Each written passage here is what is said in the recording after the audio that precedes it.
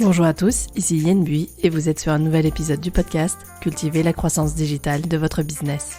Ancienne community manager d'une destination de montagne, j'aide désormais les hébergeurs touristiques, à savoir des loueurs de gîtes, de maisons d'hôtes, de logements insolites, mais aussi des loueurs particuliers, à devenir les meilleurs ambassadeurs de leur région. Pour cela, je vous livre chaque semaine des conseils faciles à mettre en action au travers d'épisodes au format court.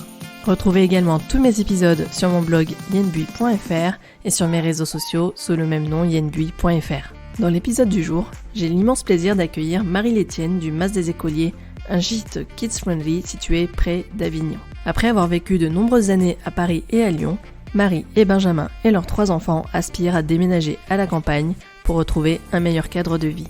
C'est en 2017 qu'ils s'installent à Avignon, puis en 2018 achètent une ferme mitoyenne alors en ruine. L'opportunité de racheter le Mas dans sa totalité se présente alors et vient lancer officiellement le projet de gîte qui n'était alors qu'au stade de l'idée. Et c'est parce qu'elle est située sur la route des écoles que cette ancienne ferme entièrement rénovée sera alors baptisée en 2020 le Mas des Écoliers. Vous pouvez retrouver le Mas des Écoliers sur Instagram et sur Facebook sous le nom Mas des Écoliers. Je ne vous en dis pas plus et laisse place à mon échange avec Marie et vous retrouve à la fin de cet épisode pour la conclusion. Belle écoute à tous. Salut Marie, merci encore en tout cas de participer à cet épisode de podcast. C'est le tout premier où j'interviewe en fait un hébergeur touristique. Donc merci en tout cas de revenir et nous partager sur ton retour d'expérience et ton lancement qui a eu lieu en juillet 2021 et tu vas nous raconter tout ça. Partons déjà de la genèse du projet du gîte. Est-ce que tu peux nous raconter s'il te plaît quel était le projet de départ et puis s'il a changé en cours de route? Merci Yann déjà pour ton invitation. Alors effectivement, donc le projet au départ était un peu dans le coin de ma tête depuis très longtemps. Ça faisait longtemps qu'on avait envie de lancer un hébergement touristique, plus généralement d'avoir un lieu d'accueil. On ne savait pas exactement sous quelle forme ça se présenterait. Et puis donc on est arrivé dans la région il y a environ 5 ans. On a acheté notre maison il y a environ 3 ans, un peu plus de 3 ans. Et après on a eu l'opportunité d'acheter la partie mitoyenne de notre Mas, qui était complètement en ruine. Et donc, c'était une super opportunité pour avoir l'ensemble du Mas. Mais donc, on s'est dit qu'il fallait avoir un projet autour de cette opportunité. Et c'est là qu'est venue l'idée du gîte, en fait. Ok. De profiter de cette opportunité pour en faire un hébergement touristique. Ok. Tu veux nous raconter l'histoire du nom du Mas des Écoliers ? Oui, bien sûr. Donc, en fait, il y avait plusieurs idées derrière. C'est déjà, on voulait absolument pouvoir accueillir des familles. Nous, on a 3 enfants. On a souvent galéré quand on est parti en vacances avec des tout petits à emmener les baignoires, chaises hautes et tout ce qu'on peut emmener pour un bébé en vacances. Et donc, on s'est dit qu'on voulait vraiment répondre à ce besoin des familles. Donc, déjà, on s'orientait sur un gîte kids-friendly, comme on dit. Et puis en plus, une partie du terrain du gîte se trouve sur un chemin qui s'appelle le chemin des écoles. Donc c'est un peu de là qu'est parti le Mas des Écoliers. Et oui, et puis j'ai vu que vous aviez complètement joué à fond le concept et vous avez entièrement décliné tout le Mas avec le nom des chambres qui sont en fait les matières qu'on apprend à l'école. Ça, j'ai trouvé. Et l'aménagement des espaces avec le couloir comme un couloir d'école, quoi. C'est ça, oui. Donc on a la chambre géographie, la chambre histoire, chambre français, sport et sciences. Super. À quel moment est-ce que tu as décidé de créer tes comptes sur Instagram et sur Facebook ? Est-ce que tu as attendu de lancer l'activité donc en juillet 2021 ou est-ce que tu as démarré avant ? Quand on a démarré bien avant, j'ai fait ma première publication le premier jour des travaux, le jour où le maçon est arrivé pour démolir le toit qui était en piteux état. J'ai fait ma première publication ce jour-là. Sur les conseils de notre nounou qui était beaucoup plus jeune que nous et beaucoup plus aguerrie aux réseaux sociaux. Et elle m'a dit, mais les travaux, ça peut passionner ta future communauté, donc il faut que tu fasses Instagram. Donc je l'ai écoutée, elle a bien eu raison. Super. Du coup, tu as démarré avec des photos essentiellement prises avec ton smartphone, j'imagine. Exactement. Et Ok. c'est vrai qu'au début, j'étais un peu sceptique, mais finalement, l'évolution des travaux, c'est quelque chose qui est sympa à suivre et tout de suite, ça a bien pris. Ouais. J'imagine que là, tu as une banque de vidéos dans ton téléphone avec tous les travaux pour faire. J'ai vu que tu faisais pas mal de reels, on en parlera plus tard, mais tu as fait pas mal de reels avec le avant-après. Ça, c'est des choses qui marchent bien aussi en général sur Insta. Les gens aiment bien.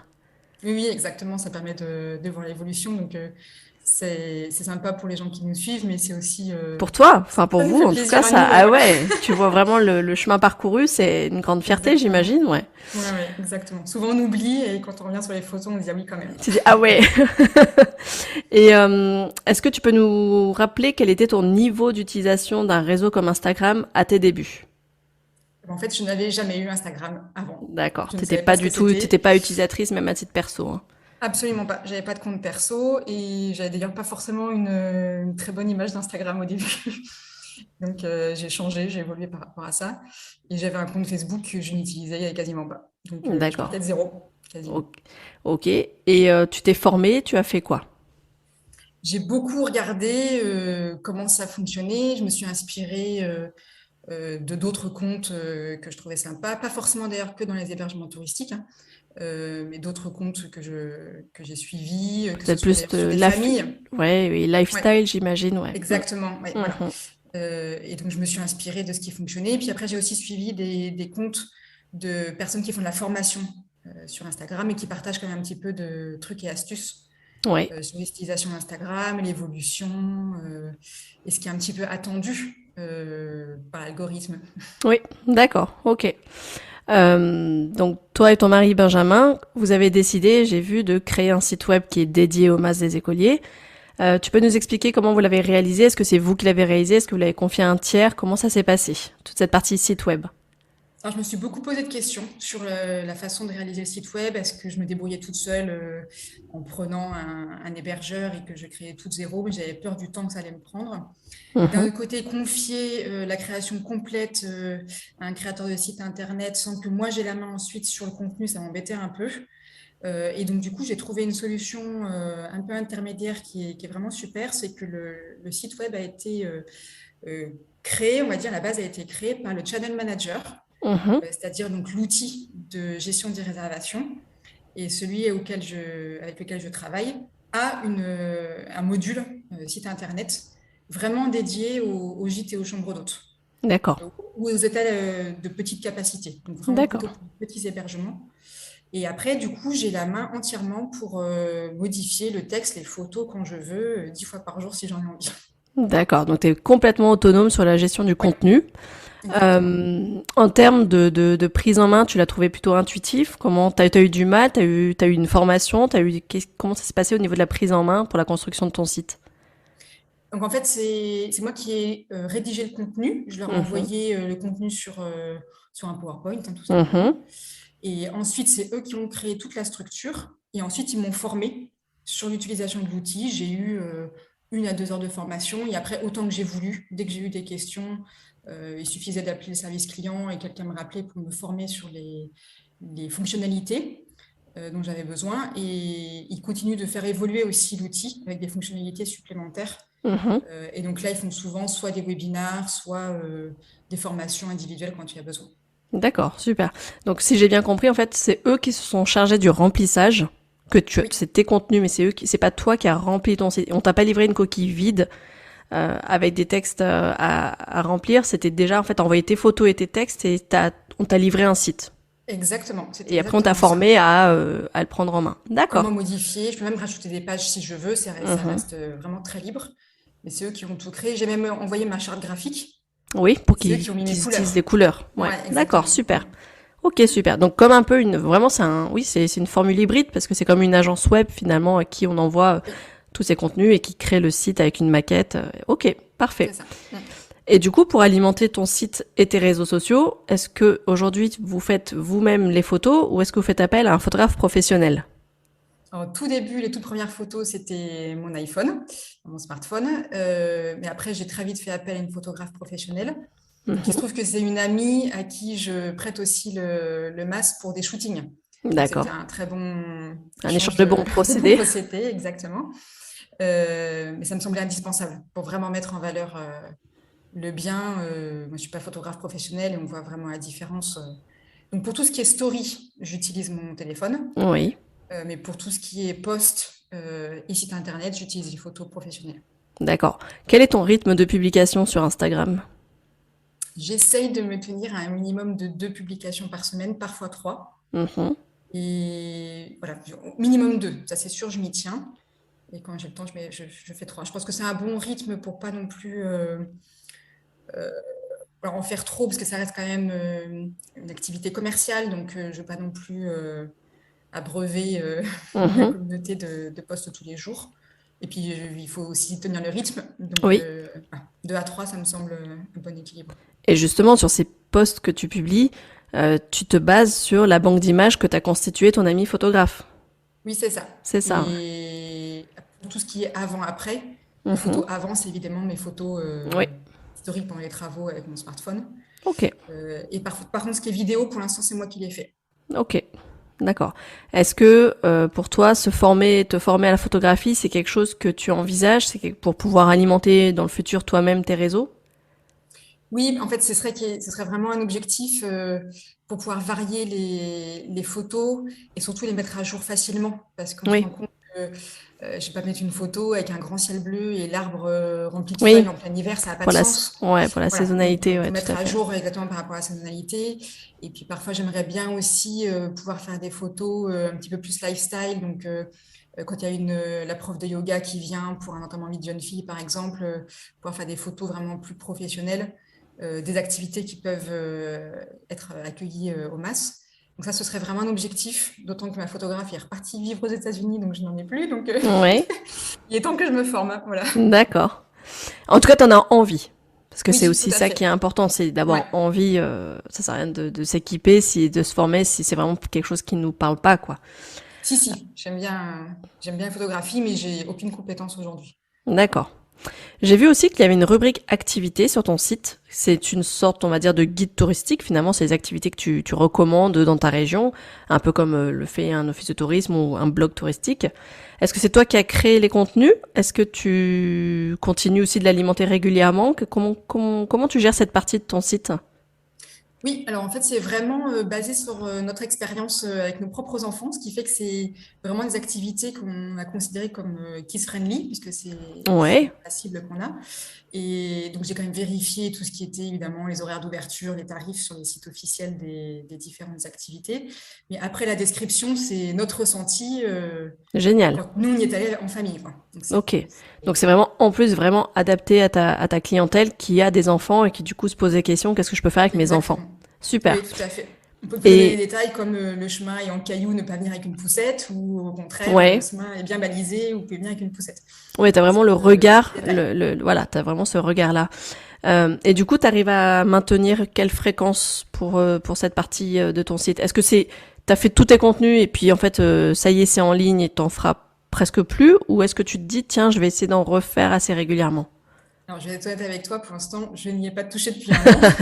Il me semble avoir vu J'ai ça, pas eu le mais temps, voilà. Mais c'est vrai que si jamais on découvre une activité sympa qu'on n'avait pas encore découverte avec les enfants, je l'ajouterai. d'accord, Euh, ok. Mais pour voilà, l'instant, pour t'as fait l'instant, une voilà, grosse base, t'as fait un gros exactement. travail au démarrage et à voir après au fil du temps. Ok. C'est ça. Si tu veux bien, parlons maintenant business, parce qu'on est quand même aussi là pour ça. Est-ce Mhm. que tu veux bien nous partager quelques chiffres clés, comme par exemple ton taux de remplissage, ton taux d'atteinte par rapport à ton prévisionnel, en rappelant quand même que ton mass a été lancé en juillet 2021. Donc là, on enregistre, on est en août 2022, donc ça fait seulement un an. Donc voilà, Oui, si tu tout as à déjà des fait. chiffres que tu es OK pour nous partager, c'est avec plaisir. Bien sûr, oui. Donc, sur ce qui est taux de remplissage, en fait, ça dépend si on regarde sur toute l'année, parce qu'on est ouvert toute l'année, je dois être autour de 40%. OK. Si on regarde uniquement les week-ends et les vacances, qui sont vraiment, on va dire, les Le... périodes principales de location, parce que comme on a un masse pour 12 personnes, il y a peu d'occasions de le remplir en semaine hors saison. Donc, sur Mhm. ces périodes, on va dire, de week-end et de vacances, on est à 95% D'accord, ce qui de, est énorme. ouais, de taux de remplissage. Et donc, du coup, au niveau de l'atteinte de l'objectif, j'ai regardé ce matin pour te donner les chiffres exacts. On est à 49% au-dessus Ah de oui, l'objectif. ah Ouais, oui, alors que la première fois qu'on a discuté ouais, ensemble, on était plus autour de 40, quoi. ouais, D'accord. ouais. Génial, génial. Donc, super, voilà. Ouais. Et t'as des projets là, ce qui arrive sur l'automne, des projets soit de diversification, d'aménagement, de nouveaux aménagements, de développement de stratégie en fait. Alors, principalement, moi, ce que j'aimerais développer, c'est l'accueil des entreprises. pour des réunions d'entreprise, des séminaires, team building, comité de direction en tout genre. Et pour deux aspects, c'est que moi, j'en ai fait beaucoup dans le passé au cours de ma carrière professionnelle, voilà, des réunions avec mon équipe ou avec des collègues. Et souvent, c'était dans des lieux aseptisés, dans des hôtels Dans des hôtels, ouais. où on ne voyait pas la lumière du jour pendant 3 jours et on n'avait qu'une seule envie, c'est de sortir à la pause pour voir le ciel dehors. Donc, l'idée, c'était vraiment de proposer un lieu atypique pour faire des réunions au vert qui soient plus propices à la créativité, aux échanges, voilà, beaucoup plus convivial. Donc Mhm. ça, c'est aussi voilà, par rapport à une expérience passée, où j'ai vu qu'il y avait un réel besoin par rapport à ça. Et puis d'un point de vue business, c'est des périodes voilà, idéales puisque c'est souvent en semaine hors saison. Oui, Ça tu vas permet remplir en fait les périodes creuses avec exactement, ça, ouais. voilà, D'accord. exactement, ça Ok. c'est l'idée. Ok. Tu veux qu'on parle de ton projet de chambre d'hôte aussi? J'ai vu que tu lançais en Oui, septembre là. Très, ouais, tout très, à très fait. incessamment sous peu du coup. Exactement. Donc c'est un petit peu dans la même lignée, c'est-à-dire j'ai réfléchi comment développer encore plus le business. Qu'est-ce qui me reste de disponible dans l'année? C'est les semaines hors saison. Et donc l'idée aussi était aussi de pouvoir proposer le MAS donc au couple, éventuellement avec petits-enfants qui souhaitent partir hors saison, profiter de la Provence à un moment où c'est un petit peu moins chargé qu'en plein été. Et donc à partir de septembre, là, on va ouvrir en chambre d'hôte Ce quatre qui veut dire, chambres. voilà, ce qui veut dire qu'on n'est pas obligé de louer l'intégralité du mas, mais on peut uniquement louer à la chambre, à la nuitée à Exactement. la chambre. Ok. Ouais. Donc avec petit déjeuner, Mhm, donc soit en couple avec enfant. J'ai une chambre qui pourrait être combinée avec une chambre d'enfant si nécessaire pour les petits. mhm. Et éventuellement également des gens qui viennent pour des raisons professionnelles dans la région, qui pourront louer pour une nuit. D'accord. Ok. Tu m'as parlé aussi récemment d'un projet de corner de type showroom au sein du mas. Tu veux en Oui, tout parler? à fait. Oui. Donc l'idée, c'est de pouvoir faire profiter à nos voyageurs ou les personnes qui viennent de façon professionnelle des bons produits de la région, que ce soit des produits locaux alimentaires comme du miel qui vient d'un apiculteur au pied des Alpilles ou des confitures locales, mais aussi des artisans Mhm. locaux. On a une céramiste qui nous a fait des jolies petites tasses au logo du Mas des Génial. Épauliers, ouais, très jolies. Et puis on a du thé également, des bougies fabriquées pour certaines au village d'à côté à 3 km, d'autres qui viennent de l'île sur la Sorgue. Donc j'ai vraiment voulu sélectionner uniquement des produits ultra locaux Mhm. pour que nos voyageurs puissent repartir avec un petit souvenir. Du coup, voilà, en fait, tu deviens un point de vente pour Oui, ces artisans-là. D'accord. exactement. Et Ok, pour ça, il faudra une structure spécifique que je suis en train de mettre en place. ok, d'accord. Et en termes de deal avec ces partenaires, en fait, tu as un coût d'achat en fait partenaire, un prix négocié, j'imagine, et tu peux revendre. En fait, c'est surtout pour offrir à tes clients la possibilité d'avoir tout sur place, sans avoir à forcément aller faire son shopping à droite à gauche. En fait, l'idée Oui, c'est c'est qu'il ça. soit, ok, d'accord, Et qu'il donc, y ait des, effectivement, j'ai un prix professionnel oui, avec par contre un minimum de commandes pour certains produits. Pas oui, tous, mais certains, il y a un minimum de commandes pour en bénéficier du prix professionnel. ok, ok, ça marche. Revenons à tes réservations. Est-ce que tu peux nous dire quels sont les principaux canaux d'acquisition qui te permettent de faire tourner ton business aujourd'hui? Alors, là, c'est vraiment la première année, donc j'ai beaucoup essayé de différents canaux. Mhm, En me disant que c'est l'année de lancement, je voulais un peu balayer toutes les possibilités pour ensuite faire mes choix au bout d'un tout à an et fait. ne garder que vraiment ce qui fonctionne le mieux. Mhm, Donc là, j'ai fait un premier bilan au bout d'un an à quasiment 70%, c'est Instagram ou d'accord, le site internet. d'accord. Donc 70% de réservations en direct, on va Oui, dire. Après, je n'arrive pas encore tout à fait à savoir si les gens qui sont arrivés sur mon site internet, est-ce que c'est par hasard grâce au référencement naturel oui, je comprends. ou est-ce que c'est des gens qui viennent d'Instagram? Pour D'accord. beaucoup, ils viennent d'Instagram en fait. Ok, Et ensuite, le deuxième canal, c'est Airbnb, ok, clairement. Et après, j'ai d'autres plateformes plus confidentielles, dont une qui est dédiée au gîte Kids Friendly, et qui a d'accord. pas mal marché cet été, qui s'appelle Ok, Clean Co. ok. Que tu vas conserver, j'imagine, si ça a plutôt pas Complètement. mal marché. Ouais, exactement. Et après, on est en train de développer aussi d'autres plateformes aussi un peu plus confidentielles, comme Nice to Stay ou We Go Greener, qui a des valeurs écologiques qui nous correspondent bien aussi. Ok, d'accord.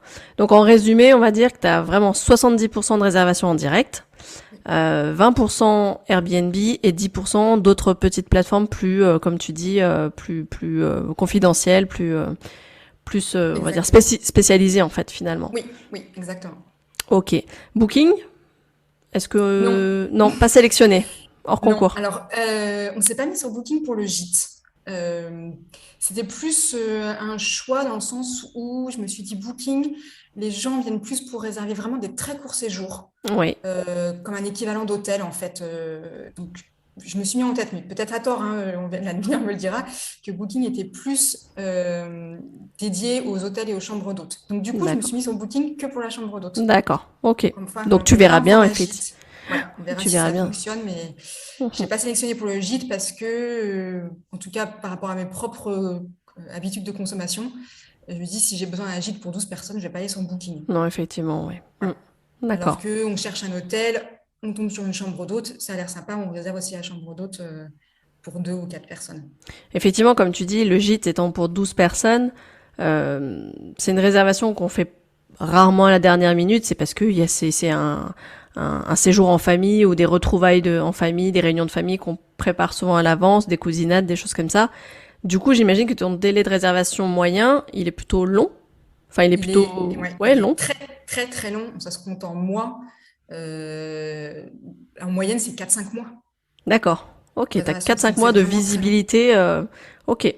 4-5 mois de En moyenne, visibilité. donc parfois c'est même 10 mois. Ah oui, d'accord. C'est vraiment, ils ont Ouais, booké une date un an à l'avance et ils se sont dit, allez, on réserve, au moins c'est fait et on n'a pas de souci exactement. là-dessus. Ouais, Oui, oui.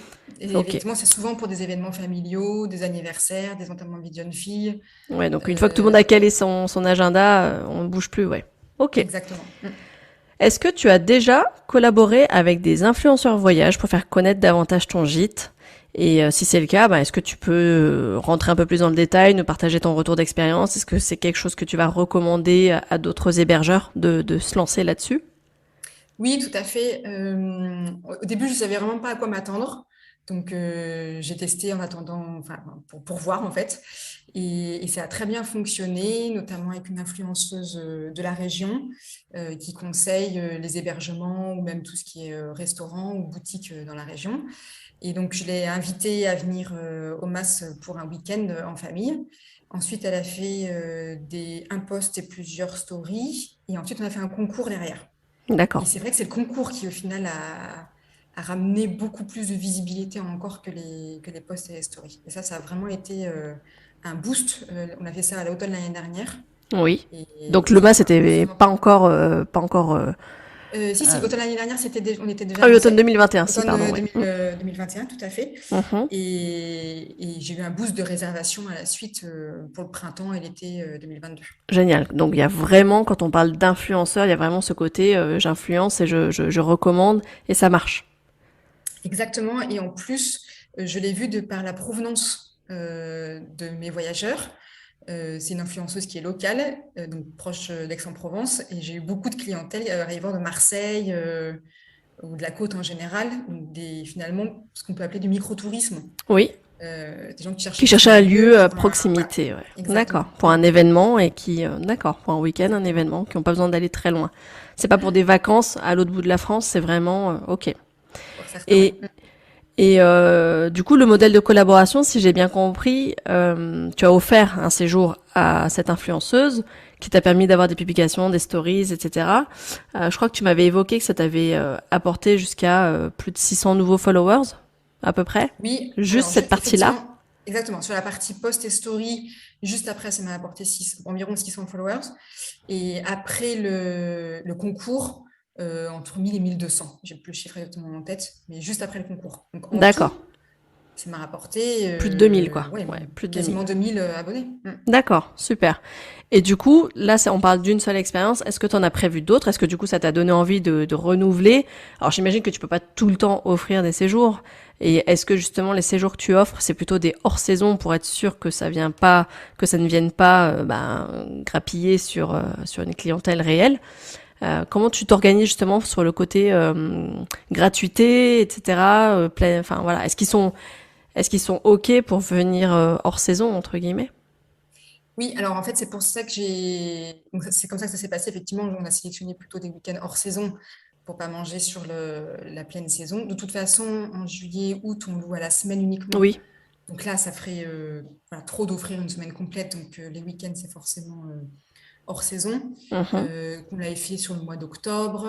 Et après, les séjours que j'avais offerts dans le cadre du concours étaient à prendre jusqu'au mois de mars. Donc D'accord. ça mange pas trop sur l'activité pleine. Et effectivement, la personne avait accepté de le faire gratuitement en échange d'un week-end Ok. offert. Ok. Et donc, tu as prévu une autre collaboration, il me semble. Oui, en fait, c'était pas la seule l'année dernière, on en a fait trois en tout, Ouais. avec des influenceuses qui avaient des tailles de compte différentes, donc évidemment les retombées n'ont pas été les mêmes. Et on l'a prévu effectivement de nouveau à l'automne de réitérer l'expérience, notamment pour le lancement de l'activité chambre d'hôte. D'accord. Voilà, ça permet de lancer en même temps ce nouveau format. Mhm. Donc je vais offrir à l'influenceuse le week-end en chambre d'hôte pour qu'elle puisse ensuite en parler plutôt dans ce cas en format couple qu'en format famille. Oui, pour montrer que justement, il y a la partie gîte pour la partie famille et la partie, comme tu disais, chambre d'hôte. On peut venir en couple ou juste avec un enfant et pas avoir toute l'intégralité du gîte. Ok. Exactement. Et en règle générale, est-ce que tu arrives à récupérer des contenus de type photo de ces influenceuses? Comment tu repartages, comment tu capitalises sur leurs revenus en fait, concrètement? Alors, je vais repartager en story systématiquement tout le contenu qu'elles auront pu mettre sur leur compte. Mhm. Par contre, souvent, elles ont une spécificité, on va dire, de visuel et de photo qui ne va pas correspondre À ta charte à toi. ouais, exactement. Hmm. Donc en utilisant certains filtres ou certaines tonalités qui du coup ne va pas correspondre à mon feed. Donc visuellement, ça choque en fait. D'accord. Donc souvent, je ne les réutilise pas forcément en post, mais Ok. plutôt en story. Ok. Très bien. Est-ce que, en termes de stratégie de communication à venir, tu as d'autres projets? Alors, je vais effectivement essayer d'autres plateformes en fonction. Voilà, j'en ai d'autres qui sont arrivées plutôt orientées écologie, donc ça c'est très bien, ça me correspond bien. Donc, on va essayer d'autres au fur et à mesure. Mhm. Et après, je suis en veille sur TikTok. On Ah, verra, on verra pour la suite. donc J'ai à ma fond fille qui a vidéo. 12 ans. Voilà, j'ai ma fille qui a 12 ans et qui me dit que maman, tu dois être sur TikTok. Euh, donc, j'y suis pas encore, mais je regarde attentivement parce que je voudrais pas rater le coche en fait. D'accord. Je pense que la cible pour l'instant est un tout petit peu trop jeune Mhm. par rapport à ma clientèle, mais cette cible, elle va vieillir et un jour, ça deviendra un peu plus ma cible. Et Alors donc, peut-être qu'effectivement ta cible couple exactement. peut être Ouais, là un peu plus présente, ouais. oui, D'accord. c'est prévu. D'accord. Et du coup, voilà, tu pars vraiment à fond vidéo, en fait, concrètement. Exactement. Et alors, même pour pouvoir alimenter cette réflexion-là, en septembre, on va faire un tournage avec un vidéaste professionnel D'accord.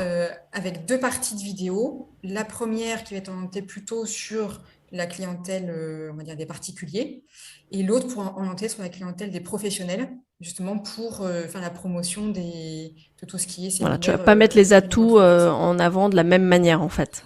Non, exactement, parce que la première, c'est plutôt orienté famille, Hmm. lifestyle. Le deuxième va plutôt être orienté sur le fait qu'on a une petite salle de réunion, tout équipé à côté, avec un écran de projection, et des services qui sont forcément différents. Ouais. On n'offre Vraiment pas le plus même type de orienté service. espace de travail et détente aussi. D'accord. Ouais, exactement. Et le vidéaste me fera aussi des reels pour Instagram que je pourrais également utiliser sur TikTok. Super. Donc tu as déjà prévu ça dans ton devis, en fait, qui est des formats, Exactement. des livrables ou à des formats différents.